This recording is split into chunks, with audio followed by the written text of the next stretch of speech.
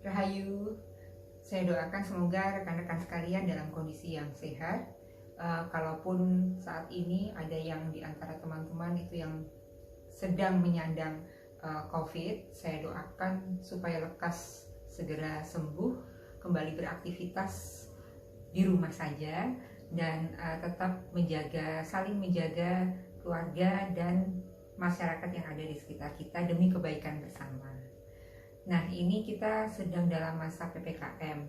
Di Jogja, semua tempat pariwisata ditutup. Padahal saya sudah merencanakan untuk mengunjungi candi-candi yang ada di sekitar tempat saya tinggal ini, untuk kembali mengeksplorasi sejarah, mengulik tentang tokoh-tokoh yang ada di belakang candi-candi tersebut. Tapi ternyata karena tutup paling tidak sampai tanggal 20 Juli nanti, jadi rencana ini harus saya tunda dulu. Tapi nggak apa-apa, kali ini saya akan mencoba untuk mengulik sedikit mengenai salah seorang raja di Medang atau Mataram kuno yang namanya terpatri dalam kaitannya dengan candi-candi yang terkenal dan berada di Yogyakarta, terutama di daerah Sleman ini ya, yaitu namanya Rakai Pikatan. Rakai Pikatan itu dikenal, nama lengkapnya yang ditemukan di Prasasti Mantiasih adalah gelarnya Sri Maharaja Rakai Pikatan Empu Manuku. Nah, dalam kebiasaan masyarakat Jawa pada masa itu, terutama untuk raja-raja atau pejabat tinggi, nama asli atau nama bawaan dari orang tersebut adalah yang berada di belakang. Jadi dalam hal ini Rakai Pikatan itu nama aslinya adalah Empu Manuku. Sementara Rakai Pikatan adalah nama jabatan dia sebelum beliau menjadi seorang raja. Jadi itu semacam kepala daerah atau gubernur atau setara bupati pada masa sekarang ya. Jadi daerah yang dia pimpin pada saat itu yang terakhir adalah Pikatan ya.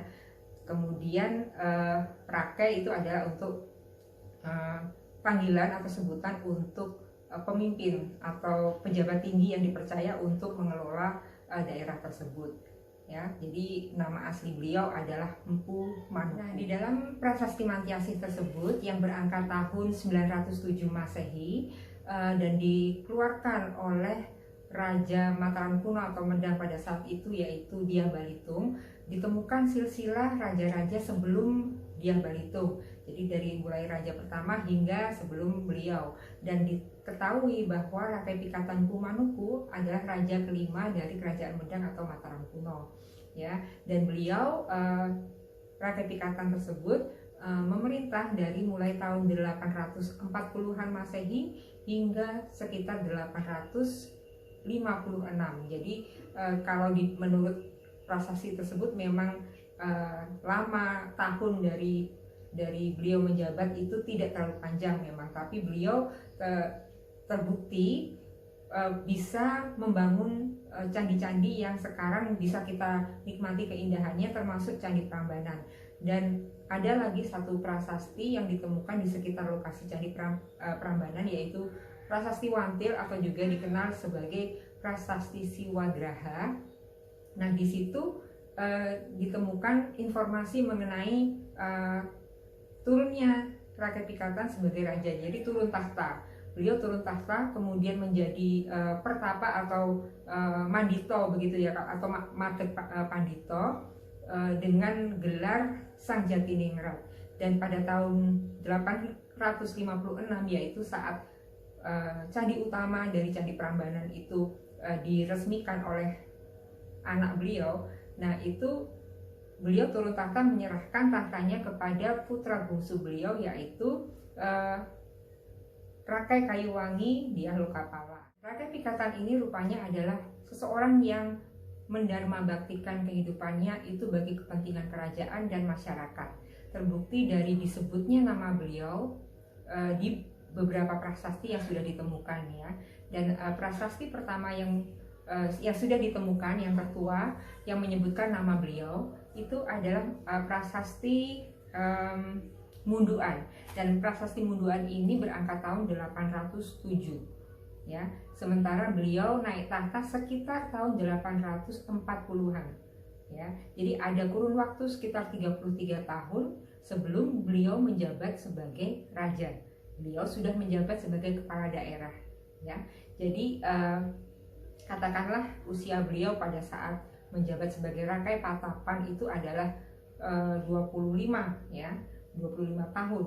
Kemudian ditambah 33 tahun itu berarti 58 tahun, ya. Berarti kemungkinan usia beliau ketika naik tahta itu adalah di usia 58 atau bahkan lebih, bisa 60-an, ya. Dan di prasasti Wantil ketika beliau turun tahta itu sekitar usia 74 tahun, 75 atau 70 pertengahan, ya, menjelang 80 tahun. Jadi kehidupan beliau itu sejak awal, sejak beliau masih muda itu sudah menjabat sebagai pejabat kerajaan, ya, sampai kemudian beliau menjadi raja di Medang untuk selama sekitar 16 tahun. Ada poin penting yang sangat menarik mengenai naiknya tahta Rakai Pikatan sebagai Raja Medang. Karena apa? Karena sebenarnya yang berhak menjabat sebagai raja atau penerus raja sebelumnya yang sah adalah putri dari raja sebelumnya, yaitu Samaratungga, atau peneliti menduga Samaratungga itu sama dengan Rakai Garung yang menjadi raja kelima kerajaan Medang, ya, yaitu putrinya bernama Pramodawardhani, ya.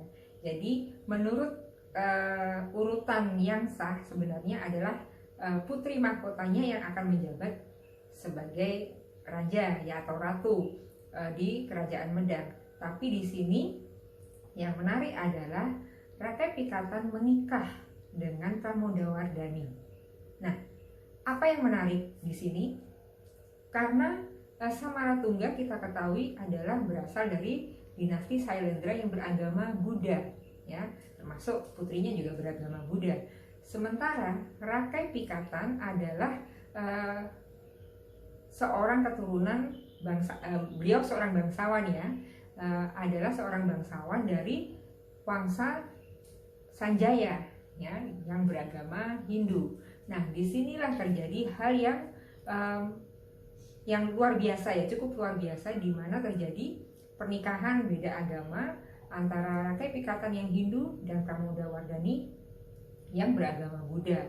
Dan kemudian yang tercatat di dalam prasasti-prasasti yang menjadi maharaja pengganti dari Raja Rakai Garung adalah Rakai Pikatan, bukan putrinya Pramodawardhani. Nah, di sini menariknya.